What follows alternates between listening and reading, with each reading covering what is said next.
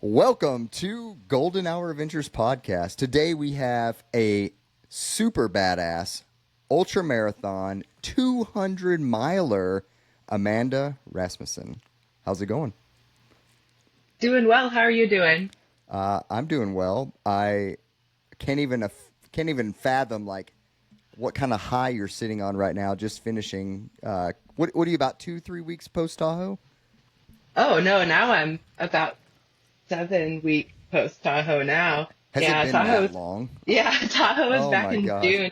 Yeah, it kind of breaks my heart that it's actually been that long. I kind of mourn for it now. I Is miss is the it not suffering. like is it not like June 28th right now or I think pretty how is sure it? we're in August, Yeah, but I don't know where June, July, or August is gone so far. So my timing is way off. But I thought that the difference between I know Bigfoot is this weekend, but I thought that the difference between Tahoe and Bigfoot was only about 3 or 4 weeks.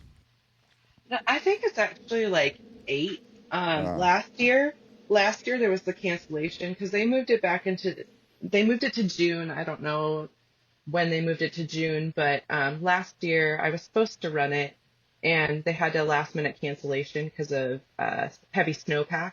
So they moved mm, it to July. So last year the two races were very, very close together. I mean, a okay. couple of weeks, but I think it's like 8 weeks between each race between Tahoe and then Bigfoot, and another 8 weeks then Moab. So that's I what I know believe it is. I know nothing about 200s. I've kind of sometimes become obsessed. So sometimes I think I want to leave it that way, but I'm intrigued. it's, Well, it's a different kind of torture, but it's yeah. beautiful. Oof. Amanda, let's hear your story. Like, how did you get into running? Like, how did you go to the journey from not running to 200 miles? Like, fill in that little line for us. Well, basically, I was not a runner growing up. Actually, quite the opposite. I was more into like theater and stuff. But I spent a lot of my life obese, and in 2017, I underwent a weight loss journey, and ended up losing 120 pounds. During that weight loss journey, I was doing a lot of running. I incorporated. How long did it take that? It took me 7 months to lose 120 pounds. It was very accelerated. That's incredible. I kind of cut more calories than I should have, to be honest, but Hmm. I was very dedicated and motivated to lose the weight. I felt my life depended on it, just my health and stuff. So um, I was really aggressive with my weight loss, and it came very quickly. Um, but I fell in love with running during the journey, and by the time I had lost the weight, I was running 10 miles on the treadmill, not knowing that was not normal. For some So people it is. Some people it is. I really had no idea about ultra running at that point. That came later. In 2018, I started running some obstacle course races. I did a Spartan sprint and a warrior dash. Those are just 5Ks with some obstacles thrown in there. And that kind of actually introduced me to trail running, believe it or not, because they were all on trails. Um, but then thereafter, I started dating a guy that was into ultras, and he kind of planted the seed, if you will. So, Just takes one person. yeah, yeah. And when I started running, I was quite fast without knowing it. So I was more motivated to. I wanted to eventually Boston qualify, which I did on my first marathon. Wow. What marathon was But that? I did Mankato in 2018, Where's Mankato that at? Marathon, Minnesota, Mankato, Oh, Minnesota. okay. Yeah, yeah. And it was, I guess, hilly for a marathon. It was, I don't know, 700 some feet a gain, Oh, wow. which I That's guess is impressive. for a marathon, yeah, it was pretty decent. But on the start line of that marathon, I was lined up with the pacer for my time goal, and he was talking to me about how it was easier to run 100 miles than it was to Boston qualify. And I fell in love with that idea, and so when I finished the race and Boston qualified, he said if I could do it, I could run 100 miles. So I signed up for a 50K that same day. The first Nice. 50K, the first 50K I could get into, which was in California. So I drove to California in the middle of December of 2018 to run my first 50K, and that's kind of where my ultra journey really blossomed. And I was doing races every couple of months after that. What 50K was that? It was the Over the Hills Track Club in the high desert. I can't remember exactly what the name of the race was. It was in Ridgecrest, California. It was in the high desert in California, like right over the border of Nevada. So you're going through, the first start of it was like Jeep Trail, really sandy Jeep Trail. And you start going up mountains and kind of going up and down ranges around the town of Ridgecrest. And you start and finish in a high school parking lot. Nice. And I forgot that there was speed bumps in this parking lot when I came in to finish. And so I ended up falling about, I don't know, tenth of a mile from the finish, and all these people saw me. It was pretty embarrassing, but That's awesome. I think that's the great. first fall before the finish line story we've had. Oh, you are correct. Out of 102 I've got- episodes, I think you're the first one. I've got a million fall before this and that, or I'm a very clumsy runner, unfortunately, and I have I feel too many like fall following you stories. on social medias, it's all about falling for you. Unfortunately, yeah, I'm trying to work on my coordination. Your knees just are like always bloody and Oh, they're permanently scarred. I mean, they're trashed, yeah. So, I mean, I've broken an arm from falls before. oh my gosh, are you serious?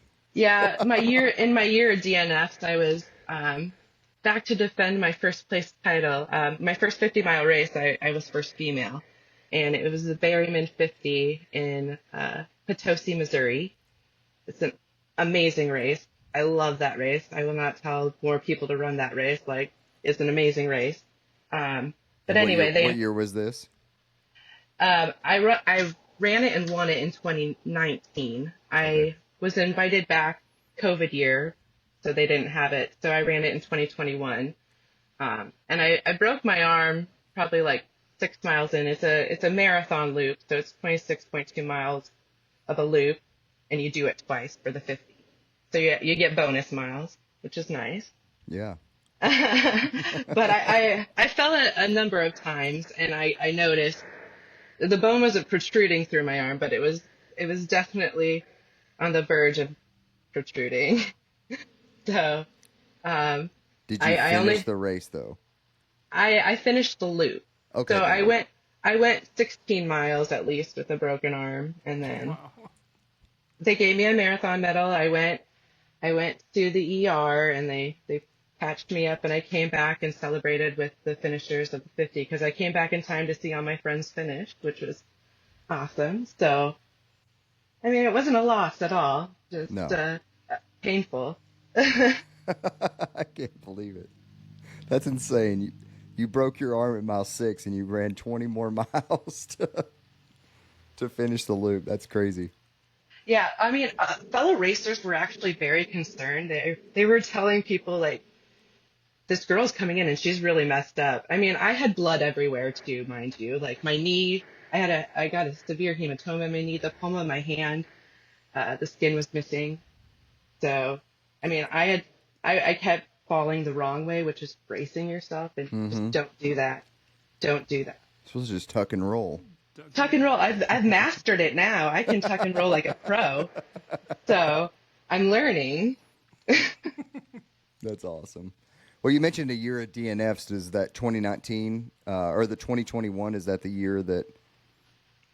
Yeah, 2021. I DNF. Think what is it? 5 or 6 races. I think the only one I successfully completed was actually the Sioux Falls Skedaddle that I paced. So I didn't even technically run a race. I paced a 2.5 hour marathon with Jess. So for the Skedaddle, but yeah, that was a terrible year. What kept you driving from, like the first DNF, I get it. It's like it's hard. You're like, okay, I'm gonna sign up for another one and go to another one. But like, what kept you going back and back to these races after multiple DNFs? Well, to be honest, I had signed up for them already. Oh, So money. the first Money's always involved. yeah, the first DNF of the year was actually my first attempt at a 200, Potawatomi 200, and that's in Pekin, Illinois. I got off the wait list last minute, hopped in. It has a 72-hour cutoff, which I heard this year they're changing it to 76 hours, which is very generous of them. That course is kind of underrated. It's a 10-mile loop course. Oh my But gosh, for 200 miles. Oh man. Yeah, yeah, and I ended up making a wrong turn on my third loop. It was a 4 p.m. race start, so I did the first 2 loops by myself, and then Jess Walhoff, she came with me on my third loop, and we were just chatting, having a good time, and I followed a flag the wrong way, like a flag had been moved or something, and I ended up at a part of the course that was not where it was supposed to be, and I had to backtrack. So I had some bonus mileage there, but I mean, the race went as well as it could up until I was really dealing with sleep deprivation and I wasn't moving fast enough to make the overall cutoff. So I DNF'd at 151 there. And then 72 hours seems pretty steep on a 200. Yeah. yeah, it's pretty aggressive. Yeah. So it wasn't an easy cutoff to make. So that was what kind of started the year of DNFs, and I felt like I still had more in me, I went 151 miles in that go, and I That's did still that in, extremely impressive. 151 miles. yeah, I did that in 55 hours or something like that. So I was signed up for Kettle Moraine 100, which was after I had broken my arm, 6 weeks after. In that race, I got a severe case of trench foot. About 30% of my foot was a blister. And I didn't address it. My crew asked me to change my socks. I said, nope, it's just gonna be what it is. It was a very poor choice. And I ended up DNFing that race. I also rolled my ankle a couple times there. Was that 100? That was 100, Kettle Moraine. So I took some time off after that, but I was signed up for Leadville. I had got into the lottery in 2020, but of course with COVID, they rolled everybody over to 2021. So I took some time off after Kettle Moraine because I had to. My foot was in really rough shape. My ankle was in rough shape, but I attempted to assemble some sort of training for Leadville, and ultimately missed the cutoff for the 50 mile. So I made it up and over Hope Pass, and I missed the cutoff by like 3 or 4 minutes. That's a tough cutoff as well. Yeah, because you have to make the first 50 in 14 hours. So, But and when you're at altitude the whole time, and then you're going at 40 miles, you're going like 4,000 feet up over a pass that's, above 13,000 feet. So I just was struggling to breathe at that one. Anyway, I was very heartbroken by that particular one and decided I needed to just sign up for another 100-mile at the end of the year to try and redeem myself, which was Farmland 100 put on by Ed Thomas. I don't think it's been run ever since. I think it was a one-time and done kind of race, but I DNF'd at mile 81. I had like another injury, a calf strain, and I found out later I have like a hip imbalance that I have to kind of be proactive about, and I had some hip issues, and like I physically just couldn't walk anymore at mile like 81, and I had to have my friend Jeremy come pick me up because this was on a gravel road. It was a gravel road loop, and he just came pick me up, and I DNF'd there, and that was kind of the end of that year for me. And I kind of took a break from ultras after that. So I didn't really get back into running an ultra until later 2022, which was just a 24-hour race that I did. And I did, I think 50 miles and had some GI issues. But Yeah. And so, was there what was the point to where you're at now? Like, what made the transition to to it seems like the strain of DNFs, like that's tough to overcome. Like, what did you have to battle there, and then like how did you come out of that? Um, well, I had some bad coping mechanisms at the time. I kind of overindulged in alcohol, which I'm now like a little over a year sober, about a year and a half now. Nice, Um, congrats. Thank you. And along with that overindulgence came some weight gain. So for a while in 2022, I kind of took a step back once I got sober and focused on kind of losing the weight and kind of reprioritizing how I train. Um, I used to be very time focused with my running, and I just kind of had to learn to fall in love with it, just actually running again and worry less about what my performance looked like and more about how it transformed me as a person. So I eventually found my fiance during this whole journey and transition of weight loss and kind of rediscovering my love for running. And part of that was signing up for Tahoe. I had done it, I had been signed up for it to run it in 2023, but they did a last minute change um, because of fire closures, and they moved it to July. Or sorry, that was the snowpack. They moved it to July, and I couldn't make the date, so I had it on the docket for this year. And last year, I just really focused on kind of rebuilding my base, and I incorporated a lot more hiking. I have a lot more accessibility to that here in Washington. Um, and I started running a ton of races. I mean, we're talking like almost every weekend I was running a marathon or a 50K and practicing everything that I like knew I had failed at in the past. Um, so I feel like the training that I put in really reinstilled a confidence in me that I had kind of lost in that year that I had all those DNFs. And when I got to the start line at Tahoe, I knew I was going to finish. I had no doubt. And that was the most amazing feeling because it had taken me a very long time to get to that place. So Tahoe is a celebration for me of all the things I had to overcome to get there. So it was very, very special. And I'm still in disbelief that I did it, to be honest with you.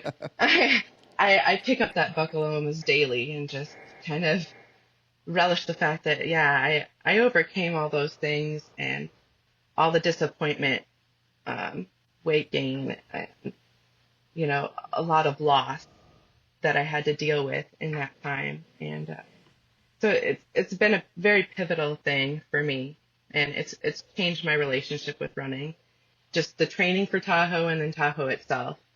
Um, it's made me so much more grateful that I get to do this. Yeah, I think once you put that mindset into things of saying that, a lot of people have problems with like I have to go running or I get to go running, but I was like when you truly find joy in running and you feel like you get to do this because there's people out there that don't get to do it, and I myself being in the military, like there's legit a lot of people, not necessarily that I know, but that I've seen or ran across, and it's like they don't get to do or they don't have the privilege to do the things that we do, and so it's sometimes I think on that, it's like, man, it's like this sucks. I got to go run a 6-hour training run, in the middle of the day to heat train type thing. It sucks. And it's like looking back on it, it's like, man, I got to go run a 6-hour training run in the woods,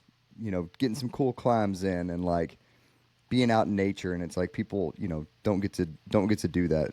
And so I appreciate you saying that you found love in it and you get to go do it, because that's exactly kind of how I feel. I've kind of started doing a streak. So I've been streaking for a little over a year now. I do at least a mile a day. And I think like that's the thing I look forward to the most of the day is just like whenever I can find time. I'm not committed to one time a day or the other. It's whenever I've got the time to get in. Um, and it's just my one time a day that I can, I don't know, just unpack my thoughts or kind of work through things. It's a very, I don't know, almost spiritual time now when you Yeah. run. So I don't know. I feel like it always just makes me better after I'm done. I was talking to this person that is in high school and they run track and cross country. And it's their senior year, and they decided not to run track, but they're still going to run cross country. Then it's kind of progressed to where they don't want to run cross country now. And I asked this person why, and first off, it was mostly the coach, issues with the coach. But the person said, I just like to go run. I like to go run with my friends. I just like to go run. If my coach finds out I sign up for any long races over a 5K, he yells at me. So, I want to run half marathons and marathons, but I can't because of my coach. Then I asked this person, like, why are you letting this coach dictate why you run? Didn't have an answer. They're young and, listening to authority right now. But what I told this person, I says, if you just really want to go and run for joy and run with your friends, then don't listen to your coach and go do what you want to do. If you don't run your senior year in high school, you're not trying to make a career out of it and go to college and get a scholarship. You already told me that you're not going to run in college because you're burned out from running junior high to high school track and cross country. Go find the joy in running, and it'll be interesting to see what they come up with after that conversation, because I could tell they were thinking about it after that. Because if we find joy in running, then there's someone telling us we can't go do it because of their structure and what they want from you, and they're living through you. We hear stories all the time of college athletes that are just burned out after they got out of college because of track, the commitment. Then look at all the pro athletes that give their life to a sport. Then when they retire, they have no life. They have to find themselves again. So I just find it that it's really cool that you've found the joy in running and kind of backed off the time and learning all over again. Oh, definitely. I feel like as runners, and especially ultra runners, we're always learning. I mean, there's always room to improve or grow or, find ways to do things better to have a more successful or productive race, I guess, with less issues and barriers to overcome. But I think the issues and barriers in the race to overcome are kind of why we race, though, too, to navigate those things and stuff. But at the core of it, as long as you find joy in it, I guess I don't work with a coach either because I like to have the freedom to do what I want to do. And I don't really like people telling me what to do with the one thing that I feel I can control, which is my run and how I feel on that run and what I want out of that run, which is usually just to be out in nature. That's the number one reason why I like to run. So the places you can see with just your feet is kind of the draw for me. Yeah, I totally get that. I wanted to ask a question about, you talked about you've been sober for a year and a half. What led you to deciding to quit drinking? I think it's been something that, I've done on and off over the years. When I initially was on my weight loss journey, I was sober as well, just for the simple reason alcohol has a lot of calories that are unnecessary. But I just, my fiance, he's been sober for 3 years, so he was very supportive about it, and it's so much easier to not think about drinking when you have a partner that doesn't drink. And I knew I had an unhealthy relationship with alcohol, and I was tired of letting it get in the way of things that I wanted to do, which is, part of that was running and being active, because it's hard to perform or run when you drank all night or had a couple beers or whatever. So I kind of decided that I needed to do it for my health, and I've not regretted that decision once. I feel so much better not having it in my life. And I don't have the desire to go back to it either. So uh, having a partner that is also sober makes it incredibly easier as well. Well, have you learned about yourself through sobriety? I think first and foremost, I'm probably a lot more sensitive than I thought I was. But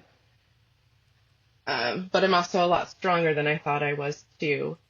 Um, I think a lot of my relationship with alcohol was I was running away from things, and now I've kind of learned how to deal with issues and in a mature and in an adult way instead of kind of running from them. So I think that's the biggest takeaway for me is just the overall growth I've had as a person. Um, my mood is better. I'm a much happier person, and it's made me appreciate life a lot more. How do you balance swapping one addiction to another? You know, that's difficult because I feel like my relationship Robbie with asked running. these hard questions. I Well, did pre-warn running, you of this. yeah, running is, in itself an addiction for me too. I could easily say that just the same. Um, However, I think it's a much healthier one. Um, I think a running addiction is simply you're trying to better yourself. I feel like when I run, I work through things, mentally in my head. I'm working through, if I'm having a really tough time in life, I'm working through that in my head. Like, how can I deal with this? And kind of problem solving there. Um, so, I mean, I can't say it's healthy to have any sort of addiction, but if it's going to be something, it might as well be running. Yeah, I'm still trying to figure that out, so I always like to Uh, ask the question. if anybody has the answer, I would really love to know. But but for now, I'm just gonna roll with, running addiction is perfectly all right. Yeah, I get it. I'm ready to hear about this 200, about Tahoe. Ready to hear about this 200? All right. What do we want to know about Tahoe? Everything. Everything. Everything. Everything. Everything you can Okay. remember. I know that sometimes these races, they get cloudy. I don't know if you read my race recap that I had to do it over like the course of 8 or 9 days Oh, no, I because haven't seen. I guess I missed that. yeah, I did it. I did it shortly after I finished Tahoe. I kind of broke it down day by day. So I was quite lucid throughout the whole thing, and I remember pretty much everything, for better or for worse. So I guess we'll start off with race days, the race start. I was nervous as all get out before the race. I barely slept. I ended up puking up my breakfast before we even left the Airbnb. That is But nerves. I was reassuring Ronnie, my fiance, and Jess, and my son was there. I was just reassuring them. I'm like, everything's fine. I'm not sick. I'm just nervous. So I like brought some extra snacks with us as we headed out the door so that I could eat while I was waiting. I got to the start like an hour and a half, maybe almost 2 hours early. I was very paranoid about being on time because I had to do the spot tracker, and for some reason I thought I had to do another like check-in mugshot. So I was just super nervous, and then when it comes to racing, I'm very like anal retentive. Like I'm very OCD. I packed my drop bags like 2 weeks prior. I'm try to be very well organized when it comes to this stuff. And I over prepared to the extreme. But anyway, so we get there, I'm able to snack and kind of chat with some runners. As soon as I got my spot tracker on me, like the nerves just kind of settled. I was just kind of like, it was like, okay, game time, even though I had, an hour and a half to wait before the start. So I got to just chat with the fellow runners, and then about 15 minutes prior to the start, they had us all corral up in front of the starting arch. And this year was a different course. So the original course circumnavigates all of Lake Tahoe, and with some extra trails thrown in there. This year and the year prior, they used the same course because of both fire closures and some other snowpack issues. So this year it was you go out one way 31 miles and come back to the start finish area, and then you go out the other direction, 70 some miles, and then come back to the start finish area from there to finish. So it's kind of like a yo-yo style out and back. Anyway, so we did the pre-race speech where, Candace does her thing. She's like, if I get lost, hurt, or die, it's my own damn fault. So you all have to say that with her. And you immediately go up switchbacks. So you've got 250 runners all trying to go up switchbacks. And it was the worst conga line I've ever been in. But you just had to stay patient. I mean, we're all trying to get to the same place. I positioned myself further in the back, just because my goal was to finish. So I wasn't really concerned with trying to compete or get up in the front or anything like that. I was going to hike it out for the most part. After a couple miles, it kind of cleared out. Once we got kind of up and over the ski hill, and then it opened up into a meadow, and then from there the meadow kind of narrowed out into a ridge line, and so you got a ridge line that's overlooking, I believe, Carson City, Nevada is what you're looking at, because you're actually starting in Nevada, and then you crossed over into California in that first 31 mile out and back. You see like a post that says like the state line. It's really cool. But yeah, it was beautiful. Like once you got the first descent kind of out of the way, you got the first look at Lake Tahoe, which wasn't until about 10 miles in. So you're just kind of meandering about going upward for, I think the first 11, 12 miles of the race is uphill, with about 4,000 feet of ascent. And that's where we had some snowpack issues. So there was some snow over a waterfall that we had to maneuver over, which was, fun. About 20 feet after that, I had a misstep on an icy section and I slid about 5 feet off trail. I staked my poles in the ground and kind of had to hike back up onto the trail. And I kind of cursed myself because I had put my spikes in my pack, but nobody was stopping to put spikes on. So I was like, well, I'm not going to stop and put spikes on. I should have. Anyway, I did on the way back. But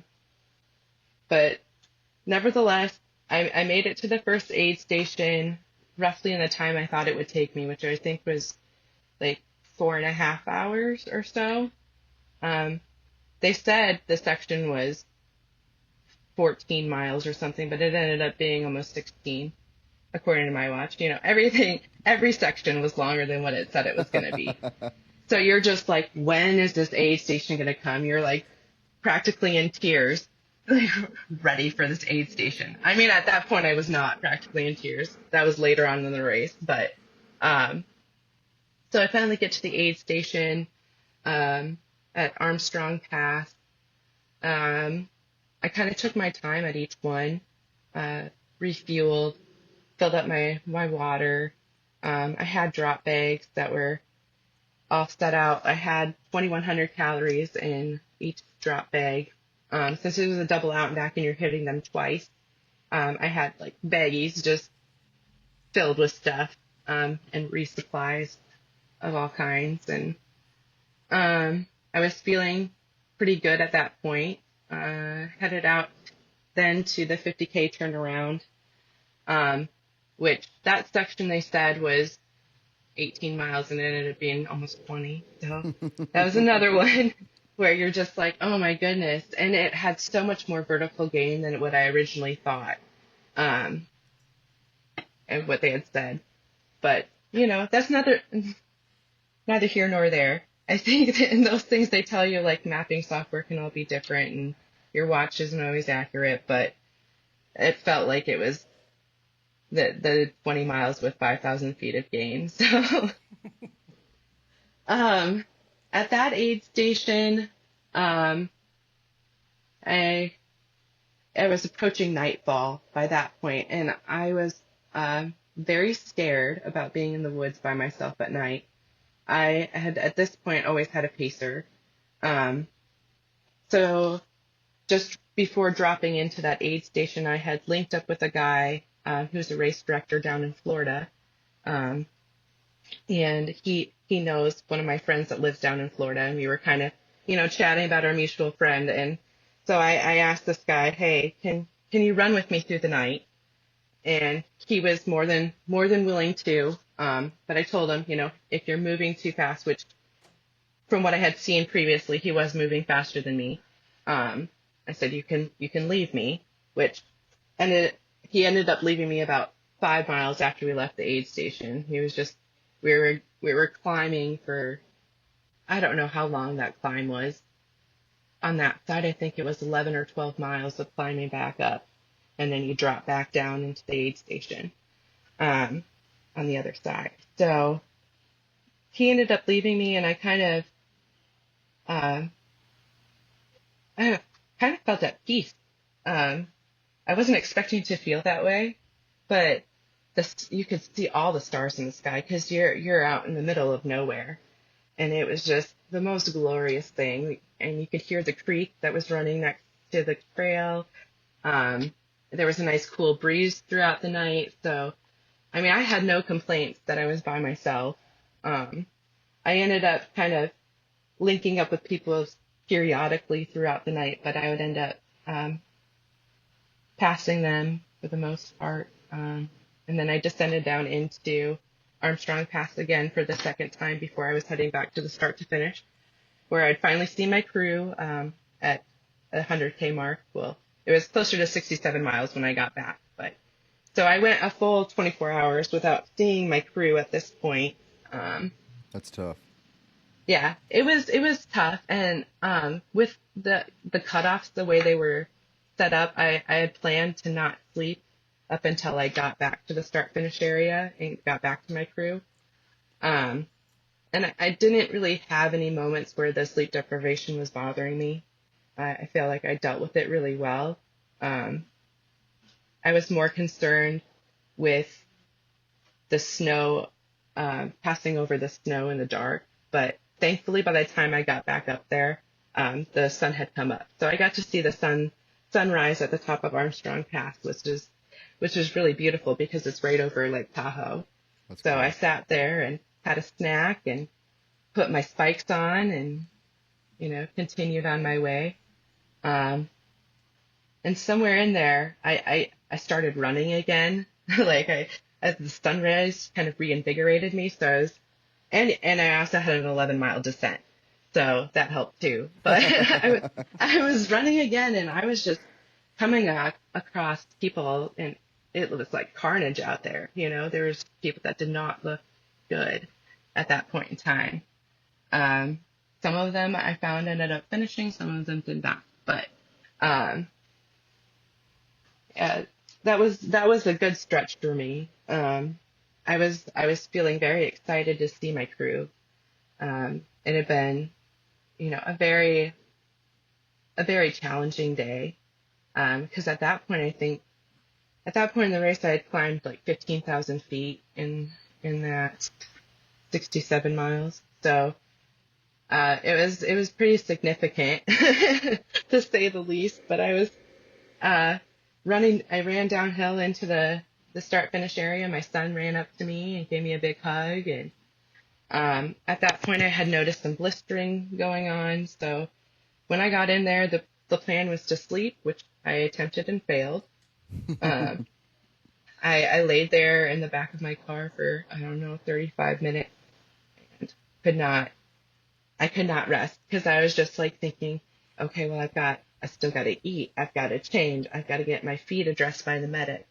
Like I was thinking of all these things, and I was worrying about the cutoff, but I had more than enough time. I mean, even when I left, I had 4 hours on the cutoff to that aid station. So, I think I was just too excited to sleep. I don't know how to put it otherwise, but I could not get myself to settle down. So, I ended up getting a burger, getting my feet taped up, and then I left with my pacer Tyler, who was pretty much a stranger to me prior to this whole event. Um, I had kind of put it out on a group that I needed an extra pacer, and we have followed each other on Strava and Instagram for a while. So he was like, "Hey, I can come up to meet you, and we can see if it's a good fit." And so he did prior to the race. But anyway, Tyler ended up being my first pacer out the gate, and he was taking me from what the race said, 63 to mile 99. Um, and in that stretch, you don't see crew in that stretch either. So there's an aid station between the two. So you've got two 18-mile stretches basically, and an aid station sandwiched in between that. That's not crew accessible again. So that kind of was a bummer.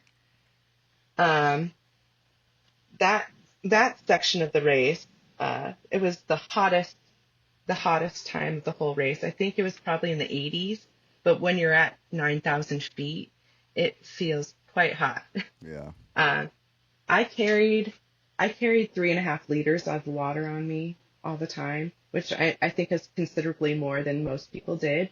The race required 3, but I did 3.5 because I drink heavy, and I was grateful that I did, especially in that stretch. I did have a water filter too, um, so I was prepared to filter water if I needed to, but I never wanted to rely on a water source. I wanted to just have what I needed.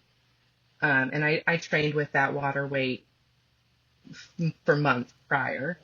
So the heat of the day was really hard. And you're at this stretch of the race is the Spooner Summit stretch, which is the most fantastic overlooking ridge of Lake Tahoe. I mean, you can see it in full view once you get there. So it's gorgeous up there, but you're completely exposed. And I happened to hit it in the heat of the day. So that was rough. And it was rocky. Like when I thought of Tahoe, I thought of like smooth alpine trail, but it is way rockier than what you think it is. A lot more technical, and that section really proved that. So when I dropped down into the next aid station at Spooner Summit, I felt a little bit rough at that point. The sleep deprivation was hitting me.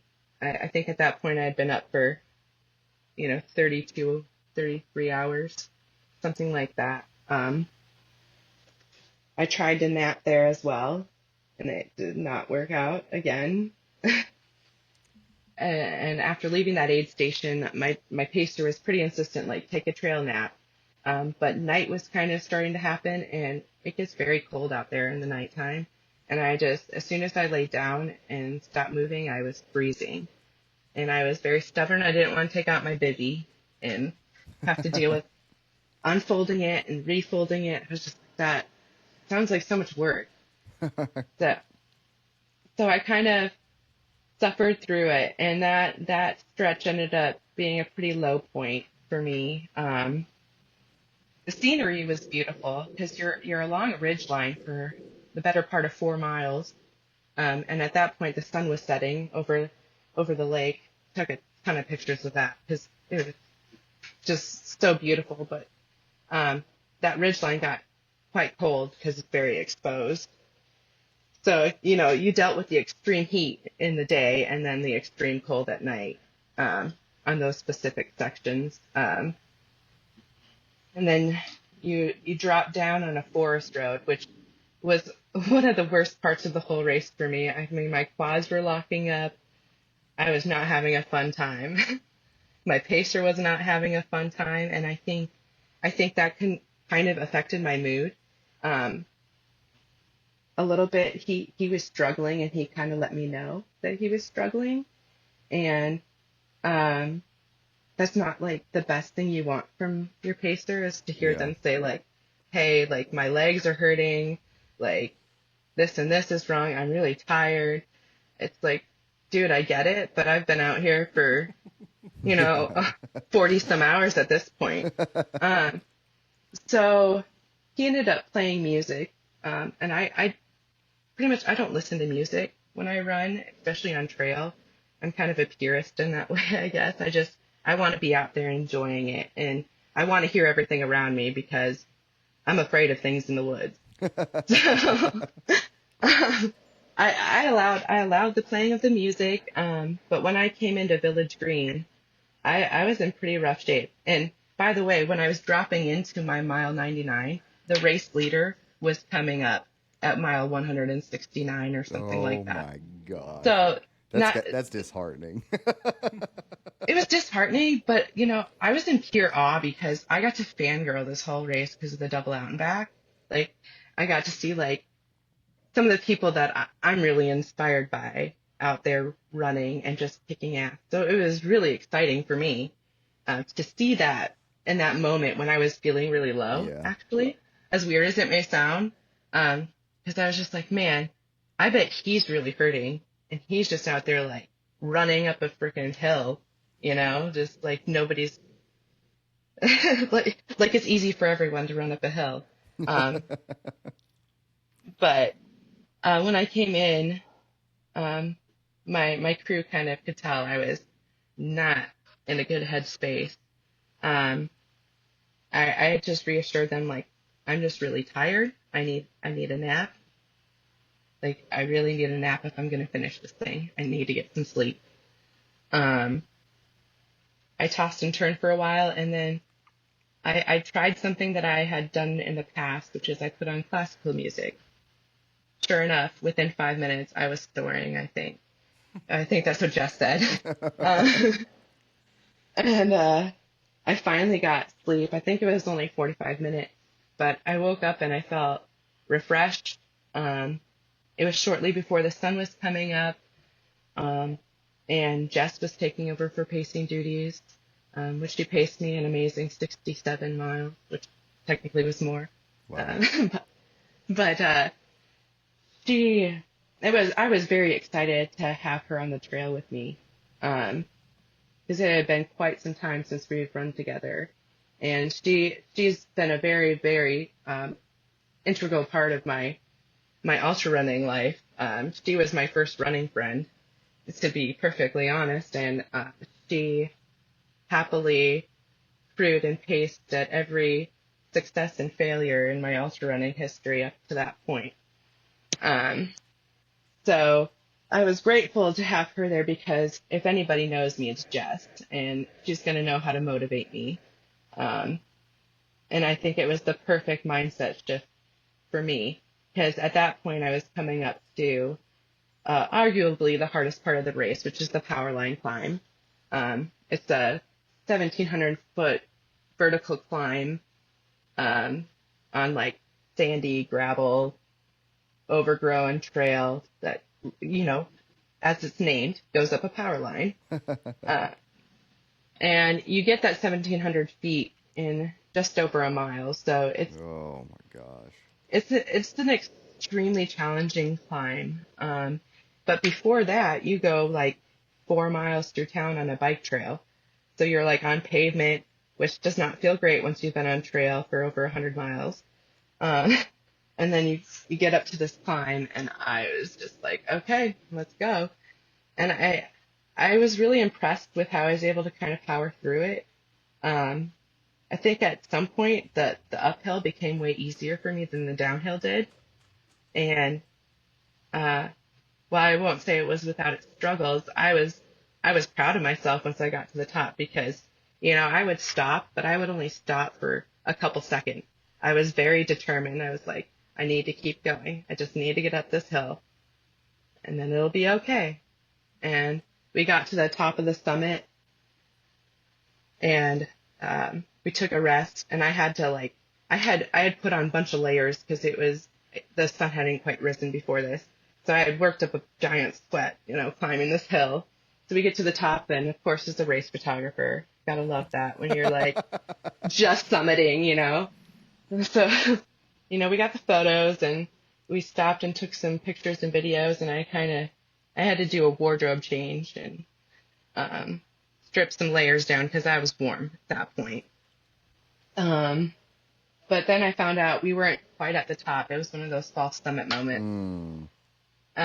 So So we climbed a little bit more, and then we linked up with another kind of forest road that led eventually to another trail. Because for a majority of this race, you're on the Tahoe Rim Trail, but there's a brief section where the Tahoe Rim Trail doesn't really exist. It's, they linked it with that power line climb and then the forest road and a different trail system.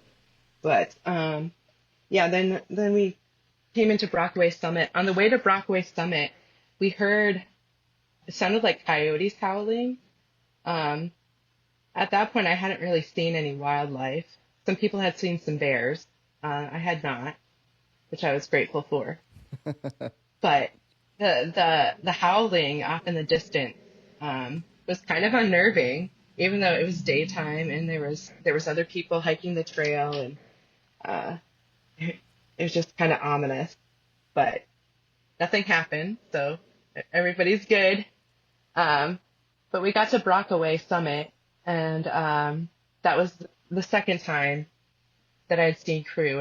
And that point, you're like 115 miles in, so you've only seen crew twice, over 100 miles.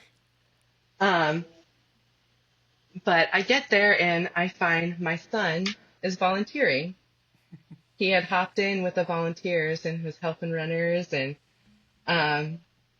it was unexpected because he's never been to an ultra than in mine before. Oh, really? So, yeah, this was his first ultra that he'd been to, because I've always traveled for races, and it just hasn't been as accommodating to have him come. But with my fiance there, and I had to make Jess watch him at one point, but he happily jumped in to volunteer, and they even highlighted him on their social media. They asked my permission for that, of course, but they spotlighted him for, he popped in at every aid station that he was at.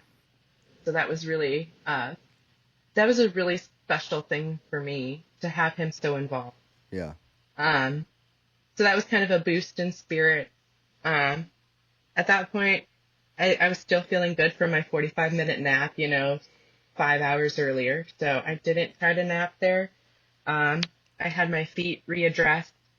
Yeah, I think I stopped at almost every aid station, had my feet retaped. One thing I've learned. What was that? By Thor? By Thor. Yeah.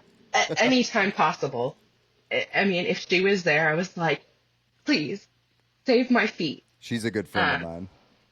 I know. Yeah. I know. I gathered from social media, but that was the first time I met her in person, actually. We followed each other for a while. So, she came up to me I think at the start line. She was like, Amanda, and gave me a giant hug. And she's like, I'm going to give you an ass kicking out there, And she was at so many aid stations. She floated around to multiple aid stations. She was just there. She just appears. She was at Armstrong Pass. She was at Spooner Summit. And then she was at Brockway Summit. So that's 3 aid stations of the race that she was at throughout the course of the whole thing. And yeah, every time I saw her, she gave me, some encouraging words and a little bit of tough love. She made sure that I was on top of my things, and I was. I had my nutrition very dialed in. I felt very comfortable with that. I had no GI issues whatsoever throughout the whole race. Wow. Which was quite incredible. But I feel like I trained very hard, my gut. Unfortunately, the whole spring debacle came out just before Tahoe, and I had purchased 70 of them. Oh, Springgate. Springgate. But I still used them. I mean, they worked for me in training. So I still used them, and I supplemented with other things. But yeah, anyway, back to Brockway. So at that point, I was feeling good, and then you head out to Tahoe City, which is the turnaround. And that particular section is kind of like rolling hills, is what I would like to say. But it just, that section was an incredible low for me on both ways. So going out, I felt great. I was like, this is awesome, having fun. About 5 miles in, we passed a lake, and That's when I started to like have some fatigue issues. It was kind of getting later in the day. I was having to stop more.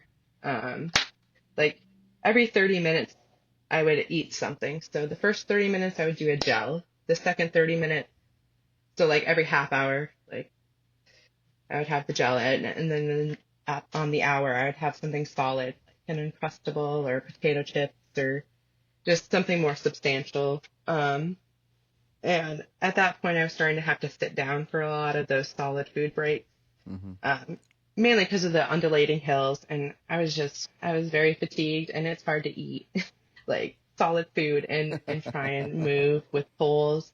And like, I love my Lucky poles, but they make nutrition very They difficult do. because of the Yep. hands.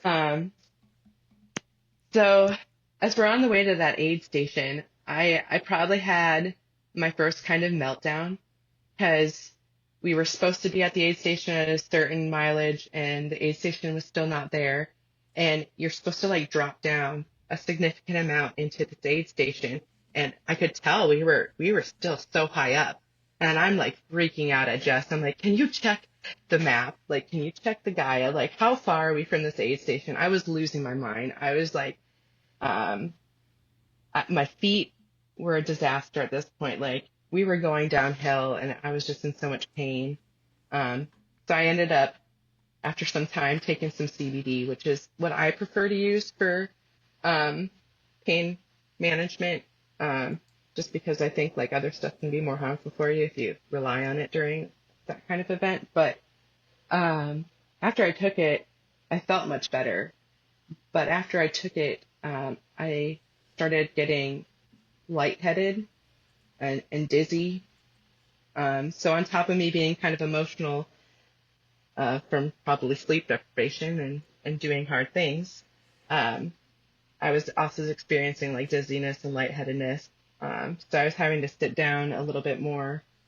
Um, when we finally came into the aid station, like my fiance was there waiting. He was videoing me as I was coming in. He's like, "Woo," and you can just see like I am not having fun. And I like kind of like raise my arm at him and like wave. And he cut off the video after that. But I came in there and I was like, guys, I'm not doing good. Like I said, don't you think I'm quitting? But I'm not doing good. And I took a nap, and Jess took a nap with me as well. We had some magnificent pizzas right before we took this nap. I have to say, the one thing about Destination Trails is they have some amazing pizzas and burgers. So good. Nice. Anyway, so we had these pizzas. We took a nap. I woke up. Um, I like I was kind of extra, and I washed my face and I reapplied lotion on my face and brushed my teeth and, kind of gave myself a little, I don't know, wet wipe bath and got ready to head back through the night because when I took a nap, it was like 11 o'clock and I slept until, I don't know, 12:30 or something. And so we were going to go off through the night from Tahoe City back to Brockway. That that stretch was another very rough stretch. So both ways from Brockway to Tahoe City and Tahoe City to Brockway, that that was the worst time in my whole race. And poor Jess had endured like 36 miles of a not very pleasant Amanda. I, and to top it all off, I had to ask her to dig me a hole at this stretch. So Nothing wrong with that. sadly, it wasn't the only time I had to have somebody help me dig a hole during this race. But the aid station length, the lengths between aid stations, I mean, for the majority of them, they were 18 to 20 miles, going without aid. So it's a significant amount of time that you're out Yeah. there. And I kind of packed my bag. My pack was quite heavy, and I knew that because I posted in the Tahoe 200 group beforehand saying like, "Hey, my pack's like about 15 pounds. Is that too heavy, guys?" Like I've trained with it, so and everybody was like, "Oh no, mine's like 10 or 11," and I'm baffled. But I used pretty much everything I packed. So, so yeah, when I got back to Brockaway, that was a sleep station, and I took a nap there. Um, I had a really good sleep, and then uh, I think my average sleep time was about 45 minutes. That is literally all my body would allow me to do. I tried for an hour and a half, like setting an alarm for that length, but 45 minutes kind of hit, and I would just pop up. Dang. So when I woke up, I heard some people coming into the aid station, like yelling that they just saw a bear. They're like, "Oh my goodness, like there's a bear up here, guys!" And like it was a big production when I came out from my tent, sleeping cot, and um, I wasn't too concerned because I knew I was gonna take my time and get myself ready before I left. So we didn't end up seeing a bear, so that was good. Um, You said you did or did not? did not, Oh, did okay. not, Okay. yeah. And I feel like so at we this point left. you need to see a bear, though. Yeah, I agree. I wish, but I didn't. I mean, I think it would have been cool to like seeing a bear is like equally as cool as it is terrifying. You know, even if it is a black bear and you know they're just gonna run away, it's a little unnerving. Like I'm very aware of wildlife and what they can do to me. Yeah. So I try to respect the nature. Um, but yeah, so we left Brockaway, and at that point, this was the last section that Jess was doing with me. So then my fiance was going to take over pacing duties to the finish. Um, in this section, we were going back down Powerline. But prior to getting to Powerline, I had my first good fall. We were actually going uphill, and I at this point was having a little bit more difficulty, I guess, just maneuvering and getting my feet up high enough over rocks, I guess. And I took a good spill before we got to the power line segment. But during this section, it was really encouraging because I was passing these groups of hikers, and they were like cheering me on. Um, like there was this couple in particular that they kind of like stalked Jess and I for a little bit and were like asking about the journey and like um what route we were doing and how it kind of worked. They had a lot of curiosity about it, and these people were like hiking like the best of them because I was still moving really well. My pace throughout was pretty consistent. Um, but yeah, they were just so encouraging and like in awe, and it was just really cool to kind of connect with different hikers along the way that were just like, I can't believe you're passing me and you've done 140 miles or something. No, it was more than that. Gosh, I don't even know right now. but so that was pretty neat. Then we came across some like snow patches, and Jess made a little snowman, which was cool. And there was this also random furniture that was like abandoned at the top of the summit.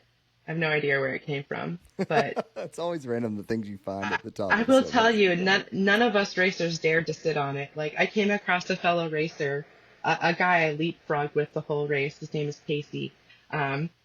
But he was sitting like, I don't know, 10 feet from all this furniture that was sitting there. There was like a couch and a chair, and he's just sitting on the side of the trail, like paying no mind to the fact that there's furniture there. So none of us dared to do that. But yeah, the power line climb descent was worse than the power line climb itself. So as I mentioned, that was that 1,700-foot vertical climb with very sketchy footing. But yeah, I fell, I don't know how many times. I was screaming the whole way down, like, because at that point, like, I don't know, I was kind of like half asleep at that point, I felt. Just kind of like my body was moving. So I was just not very aware. I was just acting on instinct. So I would just scream out. And there were some mountain bikers down below that could hear me screaming. And they were like, "Are you okay?" And I was like, "I'm fine. I'm just scared." But I kept screaming, and I don't know if they didn't hear me say I was okay, but they kept like shouting, "Are you okay?" And I'm like, "I'm fine. Like, I'm just scared." because I was terrified because I just couldn't get footing and I just kept sliding down on my butt and it was horrifying.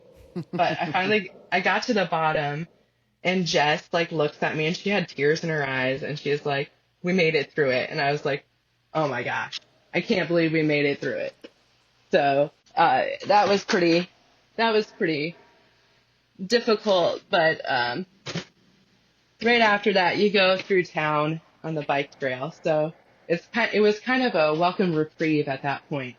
Um, because you just went down something super steep and your quads are shot and your feet hurt.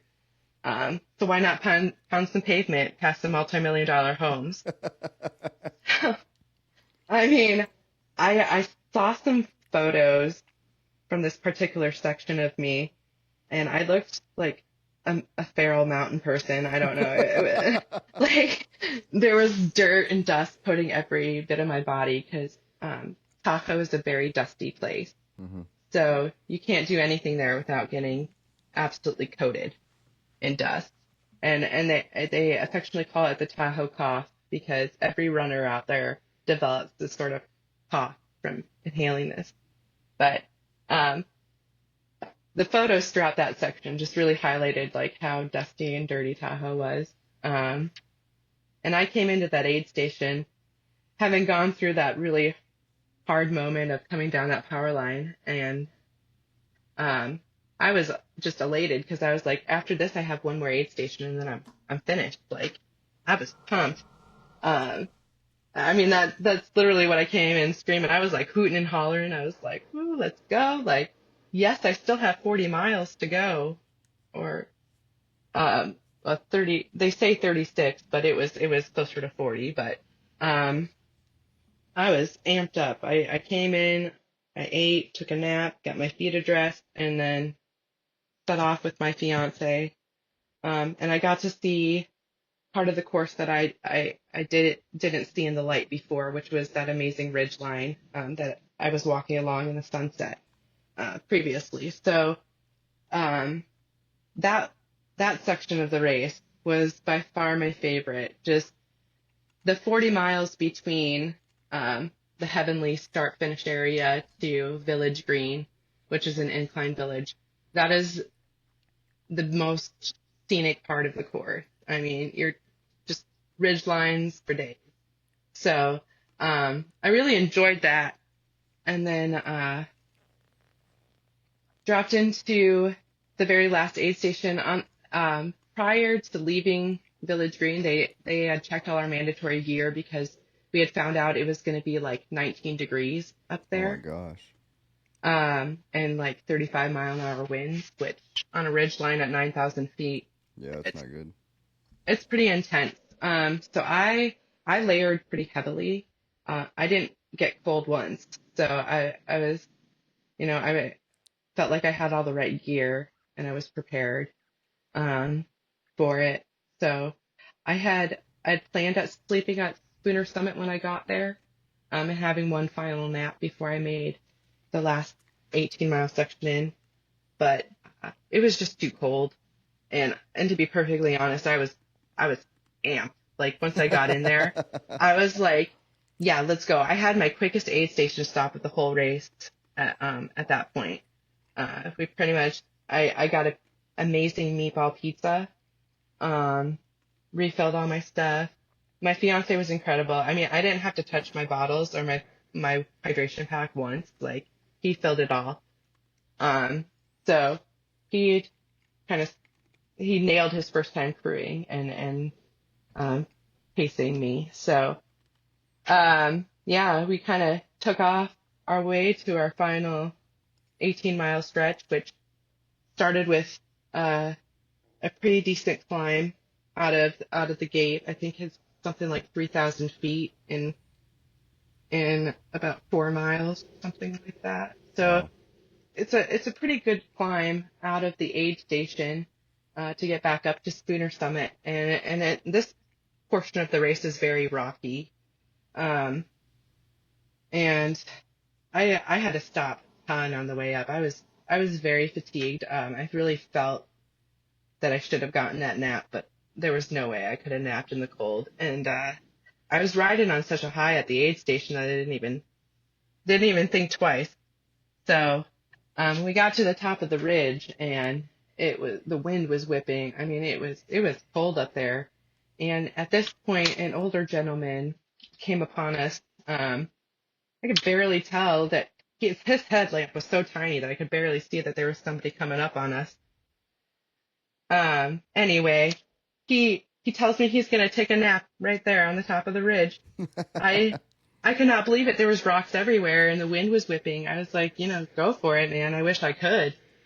And then once you kind of hit the top of the ridgeline, you're up there for a couple miles, and then you'll drop down. I think it's something like 11 miles you drop down. And then before the finish, you climb another 3 miles. But during that 11-mile drop down, I was in and out of, in and out of sleeping, basically. I was falling asleep while walking. At that point, that was the point where I kind of stopped eating as regularly. Like up until that point, I had been every 30 minutes on the dot, I was eating something. I kind of stopped doing that. I let things kind of go. Things kind of started to unravel for me there. And at that point, I asked my fiance to play some music, which is very unlike me. But a song came on right before we lost service by one of my favorite artists called Rainbow Kitten Surprise, but it's called Goodnight Chicago. And there's this one line in there that says, like, don't shut down on me now. And it replays over and over again. And so I just was, having a mental kind of low where I was like, I'm never going to hit the finish. But then I keep hearing, like, don't shut down on me now. And that kind of reframed my mindset. Like, okay, I just need to keep moving. Nice. So yeah, I was having just a really difficult time because the thing about these multi-day events is they break you down to your very core, and they leave you with nothing left. And I was at the point where I had nothing left. I kept looking ahead instead of looking at my feet. I was falling all over the place. I ended up banging up my knee pretty bad. I stepped on a rock and I like slid down on it and hit my knee really bad about 5 miles from the finish. And I was like, how am I supposed to finish? Because I couldn't walk at first. It was hard to bear weight, but I kind of sat on the side of the trail for a second and collected myself and got back up. Then about 3 miles from the finish, right as we were about to cross the highway, I was looking at the highway and I hit a rock and I went flying through the air and face planted. Oh, Dirt went, up my nose, in my mouth. It was all on my water flask, like they were coated. So I was like, oh my gosh, I'm going to have to take a finisher's photo like this. That's what I said. I know that's really terrible, but I had to take a wipe and I wiped my face of all the dirt as best Yeah, you as I can't be could. coming in the finish line looking like that. To be fair, I looked at my finished photos and there's definitely a good streak of dirt on the inner side of my cheek. So whatever. It's hard earned. You do over 200 miles, you're going to be dirty. Yeah. Anyway, so when I crossed over the interstate, the flagging got a little confusing because you're just kind of like in a maze of trails back there. And it was kind of hard to find exactly where I was supposed to go. So I was pulling up my Gaia. They require you to have a GPS course of the course that you can use offline on your phone or on your device. I had it on both my watch and my phone. And I was reading the trail, and it just wasn't, the map wasn't making sense to me anymore. I think my processing was starting to go. And that old man that had taken the sleep at the top of the ridge came up on me. And again, and he says, hey, this is the way to the finish. I asked him, which way do we need to go? And so I just kind of followed him in. He took off, but once I got on the right trail, you could clearly see the flags after that, and I found my way. But the last mile going into the finish, you feel like you're never going to get there. You can hear the cheering. you can hear the cheering, and like at one point you can see down below, but you're still like a half a mile away, and it's such a it's such a tease. And I was so tired at that point that I didn't really want to run, even though it was downhill. But the closer I got, I was moving faster. I was like hiking really fast, and then I see my son waiting for me right before the run to the finish line. So of course I had to start running, and he ran into the finish with me. There was another racer that was finishing, and he like saw me running with my son and stepped out of the way. It was so Oh, that's odd. cool. He stepped out of the way to let me finish before him, which I thought was really unique and neat. That he like wanted to allow me to have that moment. I didn't want to take away from his moment either, though. I mean, we both did something incredibly difficult and that deserved its own celebration. So I thought that was very kind of him, but I smiled at it. I rewatched the video and I just kind of like chuckled at it because I wasn't expecting it. Yeah. But yeah, then I hit that finish line, and the first words I said to anybody was like, I can't believe I just did that. And to this day, like I still can't believe, even though I experienced it all, it all feels so surreal. It feels like it was this beautiful dream. Yeah. Dream come true. Yeah, definitely. So what's what's your next 200? What's my next 200? I don't have any immediate plans for a 200 right now. Okay. So actually, I am planning to do 100 in November. It's a rail trail course that's fairly well supported. But my fiance and I are going to try. We've run like 50K distances together and stuff like that, but we're going to try to do like 100 milers and above, just with each other, with no additional crew or pacer support. So we're going to go through some trialing of that, and our goal is Cocodona in 2026 to try Oh, cool. together. Nice. So that's kind of That's where how the you build future a lies. strong But relationship right there. Yeah. yeah, You can yeah. handle I somebody mean, for 100 miler. Woo. well, I mean, I've seen him at the end of his 100. I Mm-hmm. paced him the last 40 of his most recent 100, and he paced me the last 40 of my 200. So, I mean, we've seen each other in some pretty dire straits. Yeah. So, I have confidence in us to work together as a team. Perfect. Well, tell us, walk us through a little bit of what kind of gear you were using. For this specific race, I actually switched my pack. So I traditionally wear a Solomon Advanced Kid 12, like that's my go-to vest. But with the required mandatory gear and the water that I wanted to carry, I actually went with a Solomon XA. It was a 25 liter pack. So it's like a soft soft pack, like a fast pack. Oh, okay. Yeah, but I'm not a fan of the storage on it because it just made fueling a little bit more difficult, especially if I were to do something solo, because I was having to put a lot of snacks in my back because there's not as much front storage. So I'm gonna look for something different for the 200-mile different distance that has a little bit more front storage. But a lot of people wore the Solomon Advanced Skin 12 out there, and it worked for them. Just didn't necessarily work for me. Well, we always ask our guests at the end of the race is somebody from your network, someone who has cool stories. It doesn't have to be runner based. It can be anyone out there that maybe has a cool story that would like to come on the podcast. I was thinking about this question, and I don't think you've had Thor as a guest, but I thought it would be really interesting to have, a medic's perspective be shared, and kind of like how her ultra running journey kind of coincides with being a medic and like what that taught her. So I think she would be a cool person to learn from. I don't want to embarrass you on the podcast, but we have had Thor on. Oh my gosh. I'm sorry. I listened to most everybody that I know that you've interviewed, like Jess and Brian's and Yeah. Jeff and all those people. So That's funny. Dang it. I'm sorry. I think it was. Okay. This was prior to Thor becoming Thor.